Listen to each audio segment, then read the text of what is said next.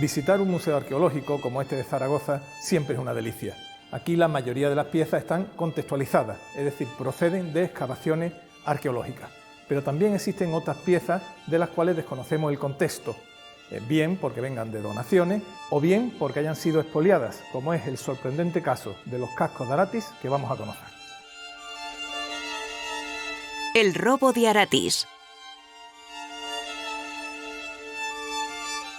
Los cascos hispanocalcídicos de Aratis, yacimiento situado en Aranda de Moncayo, provincia de Zaragoza, comenzaron a llegar clandestinamente a Alemania en el otoño de 1989.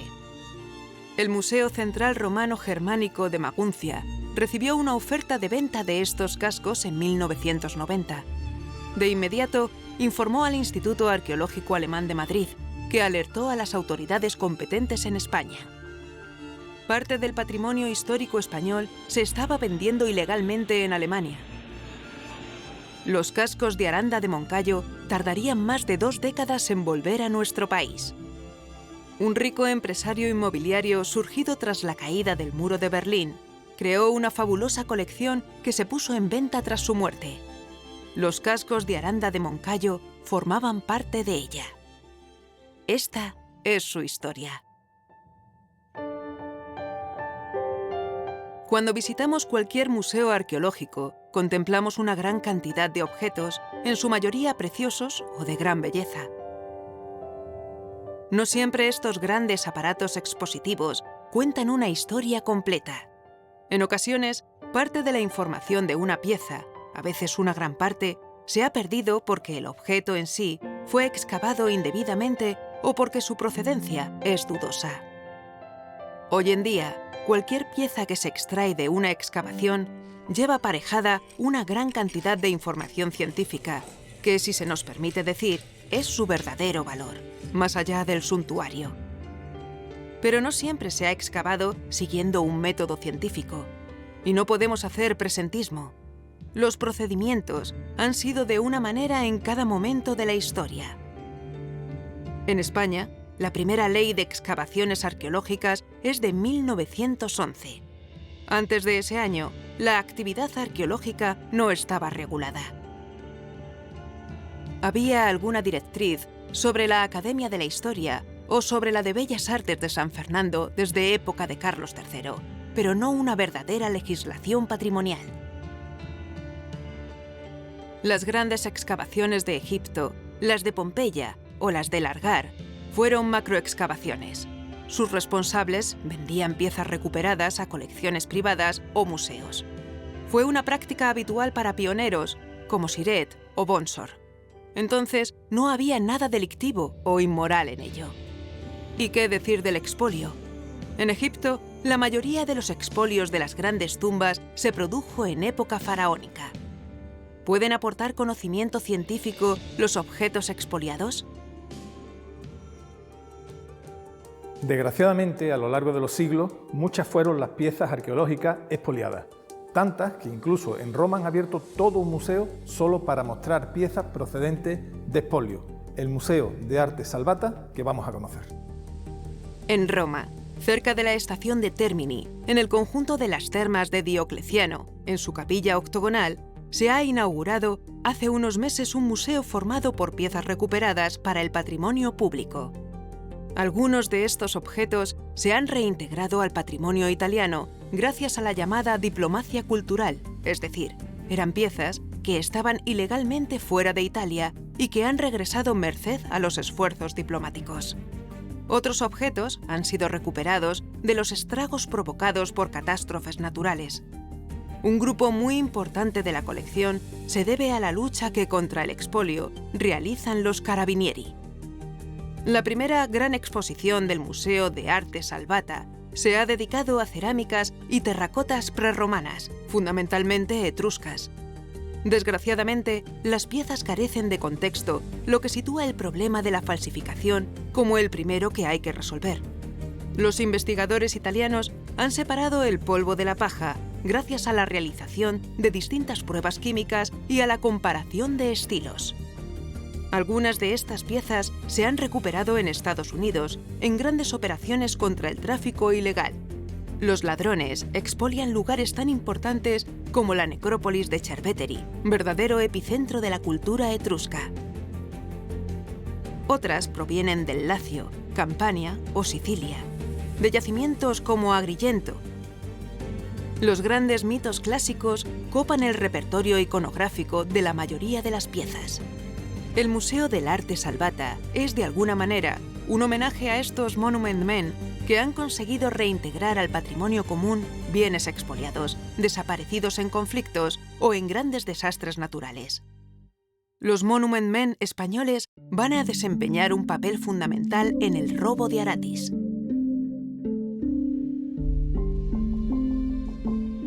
A finales de 2022, el Museo Arqueológico de Zaragoza organizó una exposición en la que se mostraba el patrimonio recuperado del expolio de Aratis y todo el proceso que cristalizó en dicha recuperación. Nada más comenzar la exposición, se muestra un casco singular, del tipo conocido como de Aguilar de Anguita. Pudimos filmarlo durante su proceso de restauración. Esta y otras piezas metálicas han tenido un laborioso trabajo de recuperación en los laboratorios del Museo de Zaragoza. Hay que subir hasta lo más alto del vetusto edificio de la Plaza de los Sitios. Estas piezas son de época celtibérica, provienen de un expolio, se han tratado inadecuadamente muchas veces al no ser extraídas por profesionales. Hay piezas que salen rotas, como por ejemplo esta, y que si hubiesen sido engasadas o se les hubiese hecho una cama para sacarlas enteras, pues no se hubiesen roto como ha pasado aquí, que además lo han pegado con un adhesivo y con arena para disimular un poco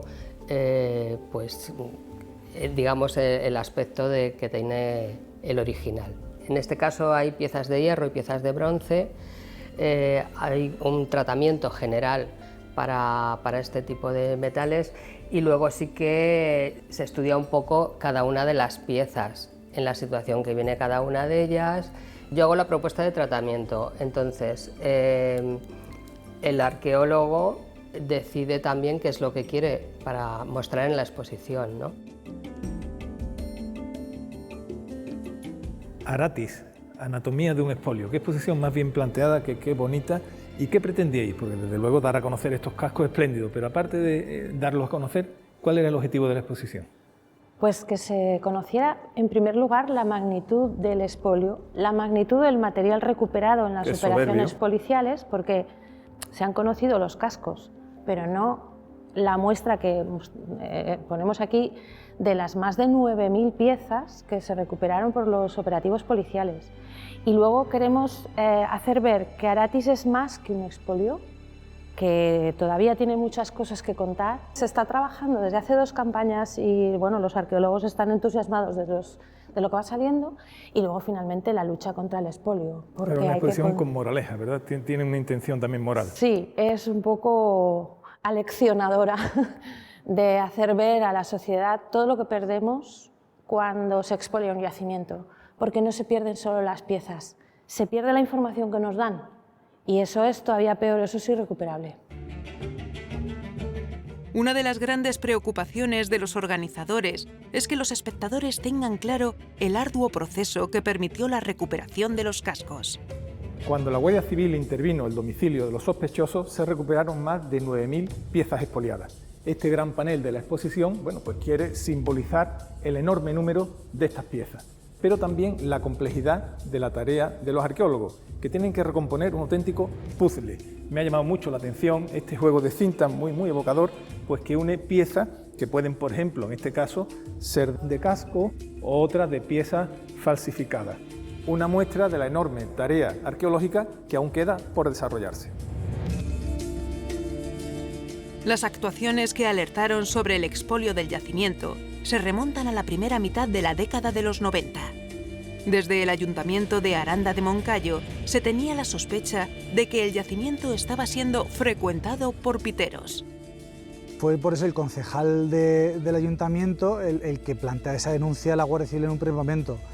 La denuncia parece que no termina de prosperar porque existía vinculación familiar entre el detectorista y expoliador y el propio cabo de la Guardia Civil de la zona, según descubrimos en juicio. Existían datos en informes antiguos en nuestra sede que planteaban que efectivamente había habido acción de máquinas en diferentes puntos del yacimiento, y el más evidente era abajo, que había reventado la muralla celtibérica para poder acceder con una pala excavadora hasta aquí. Probablemente la erosión diferencial del terreno había hecho que aflorara el nivel de una necrópolis previa a la ocupación celtibérica en esta zona, y eso le sirvió de excusa, por decirlo así, para meter una pala excavadora y llevarse toda la tierra de esta zona y cribarla tranquilamente en casa. En algunas de las zonas, como esa zona rojiza que es roca natural, todavía se pueden apreciar incluso la anchura del cazo que empleó y algunos de los dientes. Además, en los cortes, en los laterales, se veía que hacia los lados la ladera bajaba de una forma y de repente aquí teníamos un boquete. De las 9.000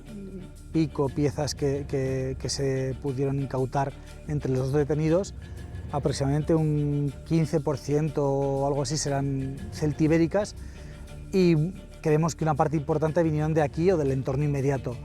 Encontramos de todo, desde armamento, lanzas, falcatas, fragmentos de cascos hispanocalcídicos como los que iniciaron todo este procedimiento judicial, hasta elementos de adorno como placas de tipo arcóbriga, tetralobulados o broches de cinturón damasquinados en oro y plata. Es imposible determinar con precisión el número de materiales que vendrían aquí, pero sí que es significativo que, por ejemplo, monedas de Aratis, que acuñaban como araticos, de no conocerse tan apenas en el mundo de la investigación, de repente en la incautación se documentan dos más y parece que apunta a que gran parte del material vendría de aquí. El yacimiento de la antigua Aratis, en Aranda de Moncayo, ocupa la práctica totalidad de una abrupta elevación situada frente al casco urbano. Su gran extensión dificulta su protección y encarece la excavación que se está llevando a cabo en la actualidad. Desde la cima, el panorama explica su naturaleza. El control del abastecimiento de agua y de las rutas de paso fue clave para su fundación. Ahora estamos en la parte alta de la ciudad celtíbera de Aratis, en la zona en la que se encuentra un torreón defensivo cuadrangular, que es la que articula la defensa de todo el yacimiento. Las catas que han estado haciendo durante estos 2 años, tanto Guti como Marta, ha permitido documentar una ocupación previa sobre la que se levanta la línea de muralla. Es decir, parece que en algún momento es necesario fortificar más el territorio y respondería a esa segunda fase. Creemos que se trata de una ciudad que se fortifica de una manera importante. Probablemente tenga que ver esa fortificación tanto con las garras celtibéricas como con los diferentes acontecimientos bélicos que suceden en el Valle del Ebro, como también pueden ser las cámaras de Sertorio. El yacimiento de la Peña del Hierro aprovecha una zona de ladera mucho más suave que la posterior ciudad celtíbera, por un lado, y por otra parte se presenta mucho más protegida del tiempo y con mejor orientación de cara también a disfrutar el sol. Lo que sí que desconocemos, probablemente tenga que ver con necesidades de espacio y con un cambio de ejes, de intereses, ese desplazamiento de la población hacia la otra ladera, que es más abrupta, pero que es también mucho más amplia y que permite el control de toda la cuenca de la Aranda. Aunque resulte irónico, el autor del expolio de Aratis compró el terreno que iba a expoliar. Y justificó la denuncia que se hizo desde el ayuntamiento con que iba a construir una urbanización turística en esta zona, pero sí las huellas pequeñas del uso del detector las había encubierto de la manera que pudo para disimular su acción.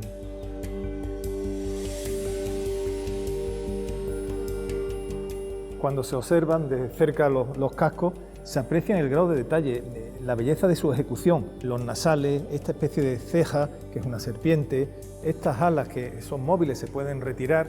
Aquí se repiten estos motivos. ¿Qué nos hablan? Pues realmente que los celtíberos no era un pueblo tan atrasado como nos pintan. Conocían muy bien la industria del metal, habían servido de mercenarios para cartagineses y romanos y por tanto tenían un grado de desarrollo muy superior al que muchas veces nos creíamos y se representa. El mundo celtíbero no era ajeno al desarrollo de la gran cultura mediterránea y tenía influencias de otras zonas del continente europeo. Su desarrollo se plasma en el planeamiento de sus ciudades como Numancia, en la escritura de una lengua como puede verse en los bronces de Botorrita, en el Museo de Zaragoza, o en su cultura material, que puede disfrutarse en el Museo Numantino de Soria o en el Museo de Teruel, por poner dos ejemplos. El mundo celtíbero sigue siendo un gran desconocido. Se siguen viendo como una población ruda, rústica, cuando realmente, como podemos ver, son altamente sofisticados. Además, se benefician, en el caso concreto de Aranda, de Aratis, se beneficia de su ubicación en las faldas de Moncayo, en las proximidades de numerosas minas, tanto de hierro como de bronce, que han permitido desarrollar un importante trabajo. Y de hecho, probablemente la riqueza de Aratis tuviera que ver con el control territorial de esos recursos naturales. ¿Han aparecido hornos de metalurgia que pudieran consolidar esa idea de centro metalúrgico? Realizamos una excavación pericial del yacimiento y si bien no hemos encontrado un horno como tal, sí que hemos encontrado elementos que se vinculan sin duda a un taller metalúrgico. La Celtiberia no era solo un territorio de guerreros hostiles, era también una civilización refinada. Sus artes suntuarias eran de gran interés para los coleccionistas, especialmente sus armas y panoplias defensivas. Una vez más se repite la historia. La avaricia ciega a los expoliadores que, no contentos con robar bienes públicos, destruir yacimientos, se convierten en estafadores para maximizar el beneficio y caen en la falsificación de piezas que intentan colar como una más de las auténticas. Aranda de Moncayo no fue una excepción y aquí vemos todo un proceso muy curioso. Desde un molde inicial de latón, pues hay todo un proceso de falsificación hasta llegar al casco, que tiene una apariencia de real, pero que es rigurosamente falso, con el que probablemente querrían estafar al posible comprador. Cuando el propietario del expolio de Aratis falleció, su colección se puso a la venta en Alemania. Esto alertó a las autoridades locales, que avisaron a las españolas, pero no se actuó de inmediato. Entonces, entraron en escena algunos actores como el Instituto Arqueológico Alemán de Madrid o el arqueólogo Martín Almagro Gorbea, que llegó a pedir amparo al defensor del pueblo. En 2012, la prensa informó de la subasta de los cascos y creció la presión de la opinión pública. En 2013, la Sala de Medio Ambiente de la Fiscalía General del Estado inició sus actuaciones. ¿Cómo se organiza un proceso de recuperación tan complejo, ¿no?, que tiene tintes a veces pues detectivescos, casi literarios? Realmente la noticia nos llega a través de otro fiscal al que un profesor de historia se lo comunica y nos dice que hay una serie de cascos en Alemania que se están subastando y esto provoca que nosotros aquí reaccionemos. Reaccionamos y empezamos a preguntar y empezamos a pedir información tanto a la administración como a los contextos policiales que nos enterábamos estaban envueltos en el tema.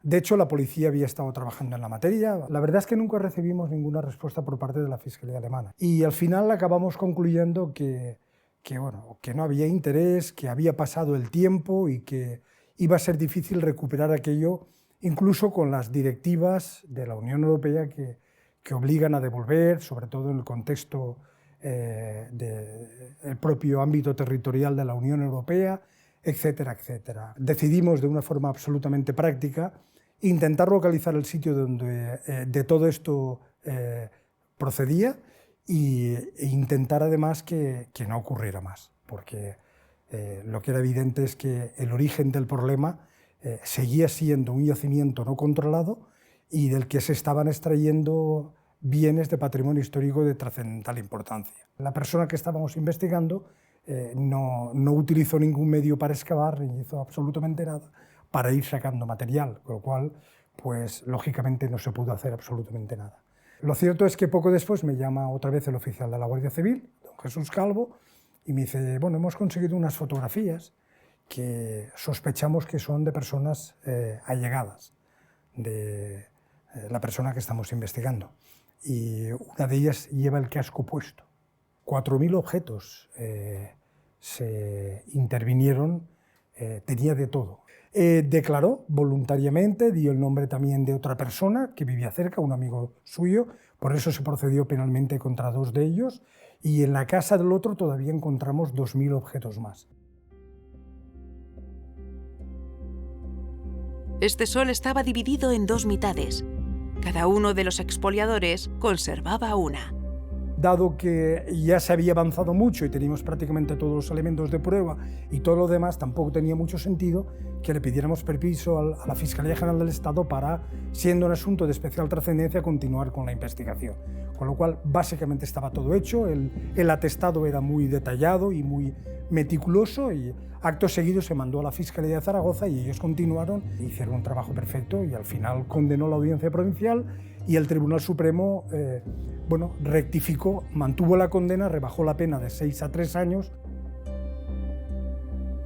Los autores del robo de Aratis fueron condenados a prisión. Uno de ellos ya ha fallecido. Pero los cascos tenían que retornar a España, ya que estaban en manos de un coleccionista extranjero. En ese momento ya se sabían que venían de Aratis, porque hay unos cascos que tiene un museo alemán, en principio cascos celtíberos, pero ya se sospechaba que eran de Aratis, de Aranda de Moncayo. Creo que fue Markus Eck, que era investigador en el RGZM, en Mainz, en Maguncia, había conseguido sonsacarle al anticuario su procedencia. Entonces tenemos datos para pensar que realmente vienen desde aquí, o sea, la declaración directa. El rastreo luego en fuentes locales permite ir uniendo puntos y más elementos apuntan a esa procedencia local. El detenido que hacía la acción de campo, por decirlo así, llega a decir en declaraciones judiciales y en visita del campo que él había extraído unas planchas de metal del suelo, se las había dado a un conocido y un conocido vino al año y dijo: mira lo que he hecho con tus planchas. Y lo que había hecho era un casco. Efectivamente. Bueno, uno o muchos cascos, ¿no? ¿Dónde van después los cascos? Los cascos se reparten por parte de Europa, incluso creo que hay uno que llega a una colección privada en Hong Kong, y una parte importante de estos cascos, un total de 8, acaban en manos de un coleccionista británico que tiene un museo en Francia, en Mugen, en la zona de la Costa Azul. Este coleccionista, al conocer la resolución judicial, al conocer la sentencia condenatoria y que de alguna forma reconocía el origen ilícito en Aranda de Moncayo de estos cascos, se siente obligado a devolver a la sociedad de estos cascos. Se articula un procedimiento para donar al Estado español esos 8 cascos de procedencia ilícita. Posteriormente, y como consecuencia de todas estas acciones judiciales y esta acción benéfica de Christian Levet, entre 2019 y 2020 se donan dos cascos más, también presentes en la exposición, si bien en una zona de transición, ya que están pendientes de realizarse analíticas, tanto radiografías como metalografías, para valorar su autenticidad. No hay un componente ejemplar que puede servir de inspiración a otros muchos, ¿no? Puede que existan en pueblos del entorno, bueno, en toda España seguro, gente que por causas diversas tiene en su casa pues piezas que pueden ser de alto valor científico y de conocimiento, ¿no? Con lo cual habría que animarlos también a que donen estas piezas a las instituciones adecuadas, ¿no? El primer detalle sería que la gente no cogiera bienes arqueológicos, ya que son de dominio público. Se trata de devolver a la sociedad el conocimiento de nuestro pasado. Una vez efectuada la recuperación y autentificación de las piezas, la principal preocupación de las autoridades es socializarlas, darlas a conocer al conjunto de los ciudadanos. Y en esa labor, el Museo de Zaragoza ha tenido y tiene un desempeño fundamental. ¿Cuál ha sido el papel en esta historia del Museo de Zaragoza? Ha sido, en primer lugar, la de autentificar el casco. Tanto es así que uno de los cascos es completamente falso. La segunda cuestión ha sido la conservación. El museo custodia, el museo conserva y el museo divulga. Entonces, estas 3 cuestiones son las que nos hemos aplicado a los cascos de manera inmediata, nada más llegar, dada la importancia patrimonial de esta recuperación. ¿Contempláis que pudieran aparecer otros cascos? Sí, han aparecido, aunque no han llegado a poder del Estado español. En Alemania e Inglaterra hay todavía un casco más, hasta 22 se conocen. Y deberían de llegar alguno más, y hay más todavía ocultos, porque en esos cascos que se exponen de la donación o de la entrega que hizo el señor Levet, venían 7, pero han aparecido de manera espontánea 2 más, que estaban ocultos en una colección de Zaragoza y otra de Barcelona, que al ver este lío tan monumental han querido donarlos al Museo de Zaragoza. O sea que aparecerán más. Al comienzo del capítulo hablábamos del origen de la legislación arqueológica en España, que no comenzó seriamente hasta 1911. Esta situación permitió que se produjera la salida del país de una pieza tan importante como el togado de Pompelo de Pamplona.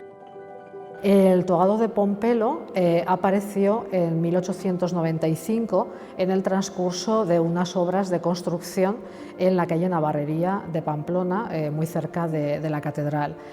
En ese momento existía una falta, unas lagunas, evidentemente, pues de legislación protectora de los bienes culturales, en concreto de lo que entonces se conocía como antigüedades. Y entonces, legalmente, digamos, pues la propiedad de los objetos encontrados estaba en manos de las personas que los hallaban. Desde el momento de su aparición, pues ya se tuvo conciencia de que era una pieza importante.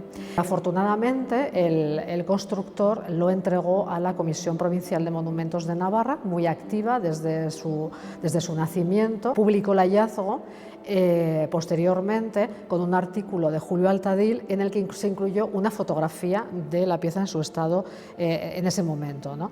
En 1906 consta en el boletín de actas de la comisión que el propietario reclamó a la comisión su devolución y la comisión lo devolvió. La pieza permanece desde ese mismo momento, 1906, hasta 2015, en paradero desconocido. El profesor Olcina del Museo Arqueológico de Alicante lo había identificado, lo había puesto como ejemplo de un togado en bronce hispano en un congreso en el extranjero, y una colega alemana le advirtió que ese togado estaba en el mercado de antigüedades, y fue un alumno del Departamento de Historia del Arte y Geografía de la Universidad de Navarra, Luis Romero, quien publicó con un colaborador también de nuestros proyectos, Rubén Montoya, un artículo que, al quedar colgado en abierto en la revista Cuadernos de Arqueología de la Universidad de Navarra, dio a conocer el redescubrimiento de ese togado. Y finalmente pues,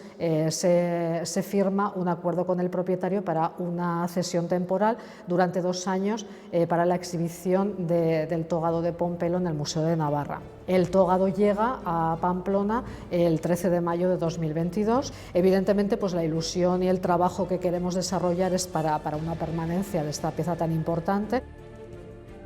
La lucha por la defensa del patrimonio debe ser entendida también como la protección de la información científica que se conserva en los yacimientos y los objetos que pueden excavarse de ellos. El reto es muy grande y exige una enorme coordinación e incontables recursos. El relato del pasado está en juego.